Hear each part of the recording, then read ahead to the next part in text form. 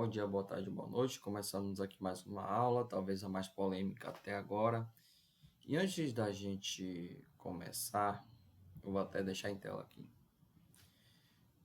Para você que é usuário médio de Twitter, independente da ideologia política, se tu quer falar alguma coisa, tu estuda, lê, se interessa, procura obras, autores, para falar sobre um determinado assunto. Se você não tem propriedade, para que você vai falar? Sobre uma coisa que você não sabe, uma coisa que você não estudou, uma coisa que você, porque eu vi uma pessoa falando e é isso aí, concordo. Sendo que, na verdade, você está sendo uma pessoa medíocre na questão de estudos e pesquisa. Eu não estou falando de pessoas de esquerda, eu estou falando de pessoas de forma geral, tanto de esquerda quanto de direita. Então, para você que está aqui e quer ter propriedade na fala em relação às questões econômicas e às questões antissocialistas e capitalistas, você tem que estudar. Os vídeos aqui, de uma forma geral, eles têm um objetivo de dar um norte para esses estudos, dar uma explicação sobre algumas coisas e que, de certa forma, você pode acabar utilizando, porque tudo isso aqui é embasado. São obras de autores que têm um certo renome, que têm uma relevância. Então, antes de você demonstrar conhecimento, você tem que ter conhecimento. É o que falta a muitas pessoas nesse país. Bom, vamos lá. Começando a aula de uma forma polêmica, e ainda vai ficar pior. Primeiro, nós temos que falar sobre uma coisa mais simples, que é meios e fins. Para alcançar os objetivos, seja ele se você vai comprar sorvete, ou sua profissão, ou se você vai para o bar da esquina, qualquer objetivo ou fim, todos nós dispomos de meios e passamos boa parte do nosso tempo tentando descobrir a melhor maneira de utilizarmos esse meio para atingir nossos fins. Na sua profissão, você acaba, às vezes, fazendo curso simples, curso técnico, às vezes uma faculdade, trabalho. Às vezes, você separa uma coisa chamada dinheiro, né? Obviamente, dinheiro. Se você quer ter um celular, você acaba utilizando de dinheiro, que é o meio para poder comprá-lo. Então, existe um meio para atingir um determinado fim. Essa primeira parte que fala do IOR, que é importante, porque para você participar ativamente da economia, você tem que entender um pouco desse processo de meios e fins. Porque você quer atingir algo, mas para atingir algo você vai utilizar de qual maneira? E a grande polêmica, que é o valor subjetivo. Vamos lá. Eu vou dar uma explicação, depois eu vou dar um exemplo. Valor subjetivo vem de você. Então, você que dá valor às coisas. E depois a gente vai diferenciar valor e preço. Mas vamos lá. Valor que você dá aos objetos, às pessoas, às coisas de forma geral. É você. A grande polêmica que tem nisso aí é que esse valor subjetivo refutou a teoria valor-trabalho de Karl Marx. Tem uma parte do livro de Hayek que diz o seguinte: Capital 2 e Capital 3 só não foi lançado porque Karl Marx não conseguia refutar Karl Menger na teoria de valor. E é verdade. Tá lá registrado, depois eu até procuro a parte para poder falar melhor. Mas a ideia em si é que você acaba escolhendo ou dando valor àquilo que você gosta, àquilo que você tem preferência. Vamos dar um exemplo. Para um pianista, o valor subjetivo de um piano é maior do que vale para uma pessoa que não gosta de música. Atribua esse piano, embora o preço desse piano seja o mesmo para ambos. Então vamos lá. O preço de um piano, sei lá, vamos supor que seja 1.800. O preço é igual para as duas pessoas, sim, mas o valor não. Porque ele dá mais valor, ele dá mais importância a o piano do que uma pessoa que não quer escutar, não quer tocar. Às vezes prefere comprar um Xbox, às vezes quer comprar uma outra coisa. Isso porque o valor de cada pessoa é dela mesma. Citando mais algum outro exemplo, tem um amigo meu que ele pagaria R$ 700 em um telescópio, porque ele gosta de astronomia, observar as estrelas e tudo mais. Eu não pagaria esse valor. Eu não pagaria esse valor. Por mais que para mim seja de fato algo interessante, até de vez em quando eu posto assim umas fotos sobre o pôr do sol e tudo mais, acho isso tudo interessante, mas não o suficiente para pagar esse preço. E algum tempo atrás eu acabei comprando também foi um amplificador e depois consegui com meu pai também em 2017 comprar uma guitarra. Depois de tanto assistir, porque eu gosto de música. Eu gosto de rock, eu gosto de metal, Dire Straits, Queen, tudo mais. Recentemente estava até tocando as músicas do Guitarreiro, que são muito boas. Mas tem pessoas que simplesmente preferem gastar dinheiro no paredão, no som, para tocar lá seu pagode, seu pagodão e tudo mais. É uma escolha individual. Mas o preço para todo mundo é o mesmo. Se você chegar lá na esquina, no bar, tem gente que é cachaceira que vai tomar uma. E tem gente que vai preferir tomar água. Mas o preço é igual para todo mundo. Mas o valor não. Esse é o principal ponto para você estar refutando o socialismo.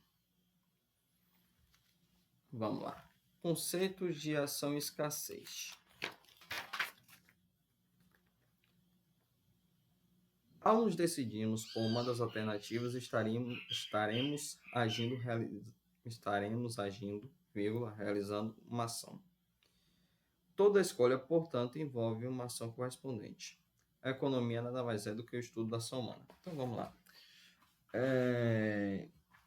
Não me estendendo muito, a própria obra Ação Humana, aqui que eu já estou na página 545, ela já conta todo esse processo. Mas o que seria ação humana?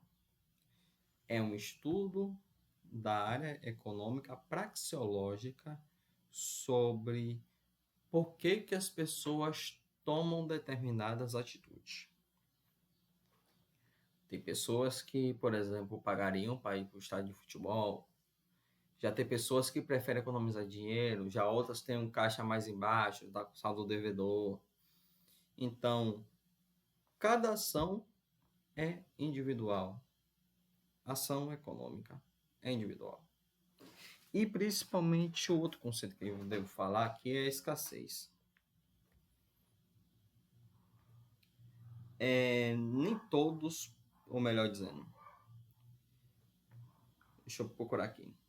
Qual foi a página? Os meios sempre vão ser escassos quando comparados aos fins. O que significa, em outras palavras, dizer que não poderemos jamais realizar todos os nossos desejos, porque somos limitados pelo meio que dispomos. A economia nos ensina a melhorar as melhores formas de lidarmos com a escassez. É muito interessante porque tudo é algo limitado. Você não tem todo o dinheiro do mundo. Até mesmo as pessoas que ganham, né, na loteria e tudo mais, o dinheiro acaba de certa forma se você não for bem administrado. É por isso que muitas pessoas acabam se mantendo na classe mais elevada, porque não deixa o saldo devedor, acaba entrando em superávit, acaba entrando com mais dinheiro e sabendo controlar todos esses gastos. E, de certa forma, essa escassez, ela sempre existiu. Ela sempre existiu. Escassez de recursos, escassez de comida, uma hora ou outra, esse recurso vai acabar e vai precisar ser reposto, porque as pessoas vão acabar precisando disso. Na página 19, tem uma citação mais polêmica ainda, do Yorick, que é o seguinte: foi exatamente o capitalismo, por meio da promoção da capacidade empreendedora de algumas pessoas, que arrancou da pobreza extrema milhões de pessoas desde a Revolução Industrial e que deu a oportunidade que essas pessoas progredissem na vida de acordo com sua vontade de trabalhar, sua capacidade, sua inteligência e sua sorte. Muitas pessoas, elas têm uma pré-conceituabilidade de que não, o capitalismo é errado, porque o capitalismo é malvado, porque o capitalismo é perverso. Mas deixa eu te dizer uma coisa. Se não fosse o capitalismo, talvez você estivesse morto. E isso não é opinião, isso é fato. Você pega na citação, por exemplo, de 6 lições, que inclusive a gente vai trabalhar de novo um outro vídeo, quando eu for trabalhar 6 lições. A população aumentou 10 vezes depois do capitalismo. Sabe por quê? Que vocês se enganam?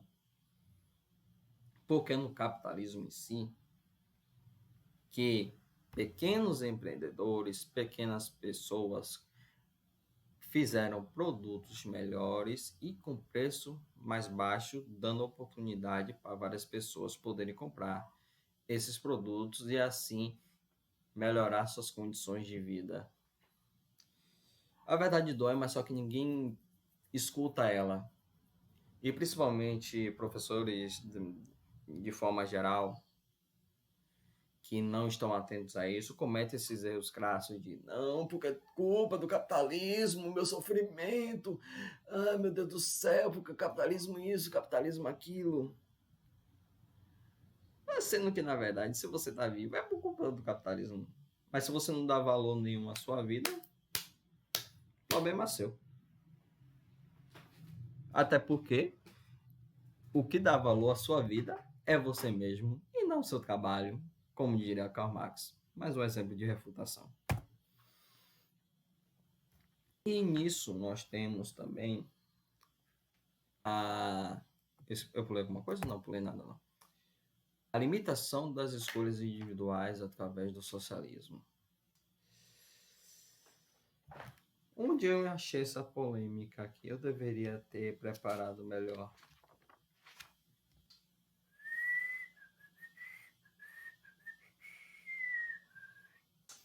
Vou ler o parágrafo inteiro. O socialismo, sistema que eles tentam enfiar na cabeça de vocês como sendo paraíso na Terra, onde quer que tenha sido implantado, só gerou pobreza, uma pobreza distribuída por toda a população. Nesse sistema que atenta contra a dignidade da pessoa humana, porque trata as pessoas como simples objetos, semelhante aos cupins, formigas e abelhas. As escolhas dos indivíduos ficam bastante limitadas, porque é o Estado que impõe a si mesmo o poder para fazer a maioria das escolhas, desde as escolhas de produtos que devem ser produzidos, de quantidades que devem ser produzidas e para quem serão produzidas, e também uma coisa que faltou ser citada, a profissão que você tem. Porque vamos lá. No capitalismo, se você tem uma ausência de trabalhadores na área de engenharia, por exemplo, o que você faz? Você aumenta o preço, ou melhor, aumenta o salário, né? Para que as pessoas possam se destinar a esse emprego, né? Normal. Se fosse no socialismo, você seria imposto a fazer isso e você não ganharia nada mais além disso. E principalmente quando você está votado no comunismo. as suas escolhas individuais, elas deixam de existir porque acaba pensando no todo. Porque no caso, o socialismo pensa no coletivo. Tá, mas e você? As suas escolhas. O que você vai comprar? O que você deixa de comprar? O socialismo ele limita as suas escolhas. E principalmente é impossível para o governo fazer cálculos econômicos corretamente. Esse problema é conhecido como cálculo econômico do socialismo de Mises. Tá, mas o que isso quer dizer? Vou tentar explicar. No livre mercado, o seu Zé vai colocar o preço melhor para ele vender sua cerveja. No livre mercado, a dona Maria vai colocar o melhor preço para o seu alface, né? Que vende ali na feira das frutas e tudo mais. Ela sabe por si mesma qual o melhor preço que deve ser colocado, porque é a sua realidade, é a sua condição. Tanto o seu Zé quanto a dona Maria, eles vão se ajustar ao longo de todo o mercado, seja ele por inflação, seja ele por preços monopolísticos, eles vão saber lidar com essa situação. Mas para você que não atua no mercado, que você só vive no gabinete, que você está pouco se lixando para a mobilidade dos preços, por que você vai colocar esses preços do seu Zé e Dona Maria, achando que é que você está certo e não eles que atuam no mercado? Isso gera um colapso na economia muito forte, porque é sempre um agente estatal que vai determinar o preço que você tem, mas só que eles não sabem o quão perigoso isso é, porque gera uma bola de neve. Aí tem o abençoado, né? Não, nós vamos abaixar o preço do arroz. Aí todo mundo, ó, legal, abaixar o preço do arroz, meu prefeito, meu presidente, tudo mais. Só que aí você baixa o preço do arroz, como é que vai ficar as outras produções? Porque vai gerar uma bola de neve. Aí vai abaixo o preço do leite de vaca. Aí vai ter que baixar o preço da ração, vai ter que baixar o preço dos insumos, vai ter que baixar o preço do maquinário, e aí vai gerar uma bola de neve, vai estragar tudo. Foi assim que aconteceu no governo de Sarney. E quando você está num sistema socialista barra comunista, você acaba com a economia local.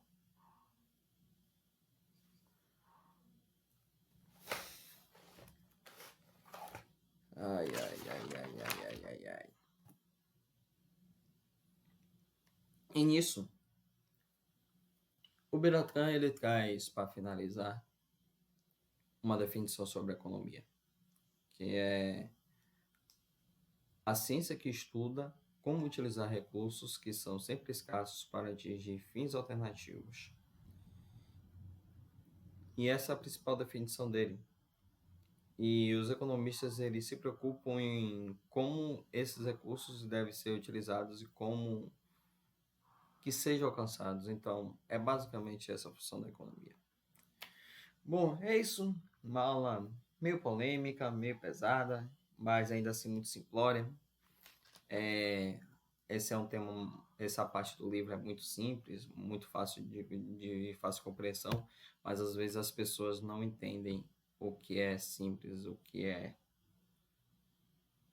básico na economia, porque nunca tiveram contato com isso, e os professores que ensinaram sobre isso foram tão errados no sentido de achar que é o socialismo que é o caminho certo, o capitalismo é errado. Bem, então fica por aí. Próxima aula vai ser sobre ação, tempo e conhecimento. E provavelmente vai ter outras obras também. Tchau, tchau.